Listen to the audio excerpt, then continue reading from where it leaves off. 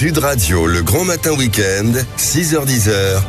Laurence Perrault. Et je vous rappelle la question du jour face aux dégâts climatiques, qu'ils soient orages, tornades, incendies, grêle. Est-ce que notre pays va continuer de pouvoir être assuré? Est-ce que vous allez pouvoir continuer d'assurer vos maisons, vos voitures? Est-ce que les assurances en France vont continuer à pouvoir assurer? C'est vraiment la question du jour. On en parle dans notre débat avec nos deux invités. Régis Lemarchand, qui est directeur général délégué de Generali IARD. Vous êtes là avec nous. Régis, bonjour. Bonjour Laurence. Et Michel Fréchet, qui est de la Confédération Générale du Logement. Vous défendez les assurés, une question de logement également qui deviennent inhabitables, entre autres, mais pas seulement. Bonjour Michel. Bonjour Laurence. Alors on va commencer, Régis, tout de suite une petite explication. Qu'est-ce qu'on appelle IARD quand on parle d'assurance ? Alors ce sont les assurances de dommages, ça veut dire incendie, accident, risque divers. Ce sont toutes les assurances qui couvrent les voitures, les maisons, les usines, par opposition à l'assurance vie. La question que je pose depuis ce matin, 7h, sur l'antenne de Sud Radio, face aux dégâts climatiques, aux changements, aux extraordinaires événements, comme la tornade qui s'est passée du côté de la Loire avant-hier soir, avec des dégâts époustouflants sur certains bâtiments. Est-ce que on peut un jour peut-être ne plus être assuré? Régis Lemarchand, bonjour à tous les deux. Je vais commencer directement avec cette question. Régis, peut-on encore aujourd'hui être sûr de rester assurable en France? Alors aujourd'hui, oui, on est sûr de pouvoir rester assurable en France.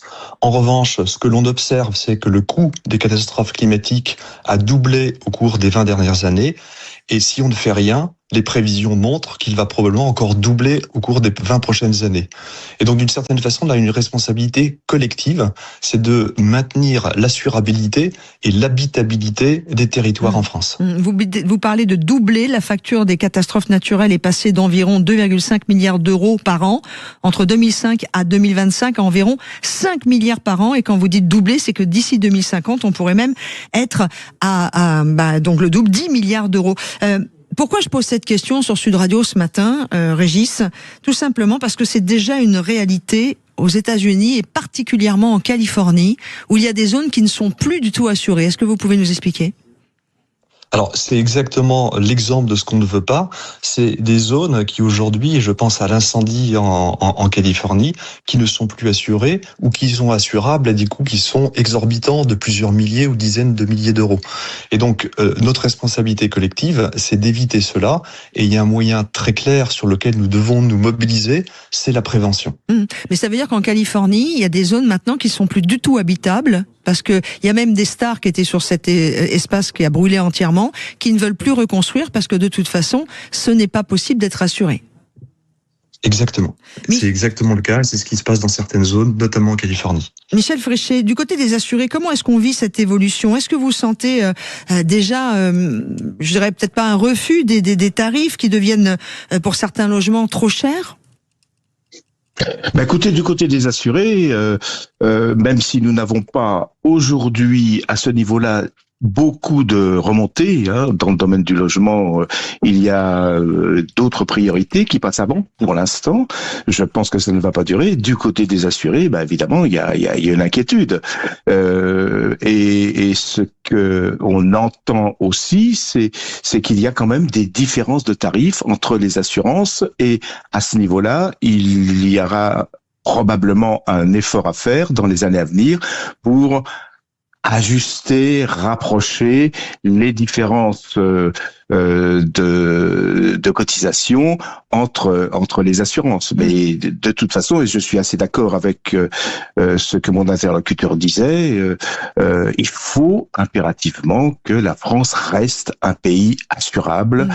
Et il faut trouver des solutions pour que ce soit le cas dans les années qui viennent. La France, ce ne sont pas les États-Unis. Non, c'est ça. Mais un pays assurable, ça veut dire donc un pays habitable. Et c'est important, Régis, vous défendez l'idée d'ailleurs, on va en parler tout de suite, chez Generali, d'un diagnostic personnalisé pour prévenir des dégâts avant qu'ils n'arrivent. Ça va totalement dans ce que l'on vit aujourd'hui. Exactement. Le principe de la prévention, c'est l'anticipation. C'est de faire un diagnostic de l'exposition d'une maison, par exemple, aux événements naturels, et de prendre les mesures qui sont souvent peu coûteuses, et en tout cas très peu coûteuses par rapport au coût que pourraient avoir des dégâts très importants, pour se prémunir justement de ces sinistres catastrophes naturelles qui vont être de plus en plus importants. Oui, mais alors du coup, concrètement, ça veut dire quoi? Ça veut dire que d'après ce diagnostic, mon assurance pourrait décider ou non de continuer de m'assurer ou pas? Je vais vous donner un exemple très concret qui est celui qui aujourd'hui touche de nombreux Français, qui est celui de la sécheresse et du retrait gonflement des argiles, Ouais. qui crée des fissures dans les maisons. Voilà. Aujourd'hui, il y a des mesures très simples pour, on va dire, limiter les effets de ce phénomène. C'est par exemple avoir des racines d'arbres qui ne viennent pas sous votre maison. Donc ça veut dire soit couper les arbres, mais si vous avez un arbre auquel vous tenez énormément, c'est mettre en place une barrière dans le sol pour éviter que les racines viennent sous la maison. C'est également éviter d'avoir des eaux pluviales qui ne soient pas raccordées au réseau. Il y a plein de choses qui permettent aujourd'hui de limiter, on va dire, les phénomènes de catastrophes naturelles. Or, aujourd'hui, la prévention, dans ce domaine-là, elle est très faible. On n'a pas eu du tout cette pratique, ni cette pratique en France, cette habitude, merci. Et donc, c'est vraiment toute cette habitude, toute cette dynamique qu'on doit mettre en place pour les particuliers, pour les collectivités, parce que les collectivités ont un rôle essentiel dans la mise en place de plans de prévention des risques, et c'est donc un mouvement collectif que nous voulons mettre en œuvre et auquel évidemment Generali et tous les assureurs participent pour développer la prévention et être plus résilient face à l'augmentation des catastrophes naturelles. Oui, et puis de toute façon, on est vraiment en plein dedans. On a vu les incendies, on a vu encore la tornade jeudi soir qui a impacté plus de 10 000 habitations, des maisons totalement détruites. Michel Fréchet, que pensez-vous de ces propositions de Monsieur Le Marchand qui représente Generali ou d'autres assureurs de faire plus de la prévention? Est-ce que vous pensez que nous, les habitants, on est prêts un petit peu à voir les choses en réalité, voir la réalité en face exactement ou pas? Alors que les habitants soient prêts à voir la réalité en face, probablement qu'aujourd'hui, les choses ne sont pas encore suffisamment avancées de ce côté-là. Mais en ce qui concerne les propositions de mon contradicteur, je ne peux qu'être d'accord avec. Effectivement, la prévention est quelque chose d'important, d'autant plus qu'on sait qu'aujourd'hui, nombre d'incendies, par exemple, pour prendre cet exemple, nombre d'incendies sont souvent des incendies dus à des imprudences ou des choses de ce genre. Et le résultat de tout ça, c'est que ça provoque d'énormes catastrophes et ça a un coût très important pour la collectivité.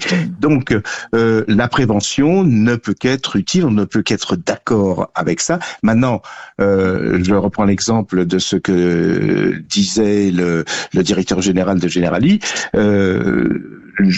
Ça peut avoir un coût. Hein. Quand il prend l'exemple d'une sorte de mur dans la terre, si j'ai bien compris, pour empêcher les racines d'un arbre d'aller sous la maison, ça a un coût. Et donc, il faudrait prévoir aussi des aides pour les particuliers de façon à pouvoir construire ce genre de mur pour éviter des catastrophes ensuite. Oui. Donc, il faut prendre en compte le coût aussi de la prévention auprès des particuliers. Mais c'est une très bonne réaction.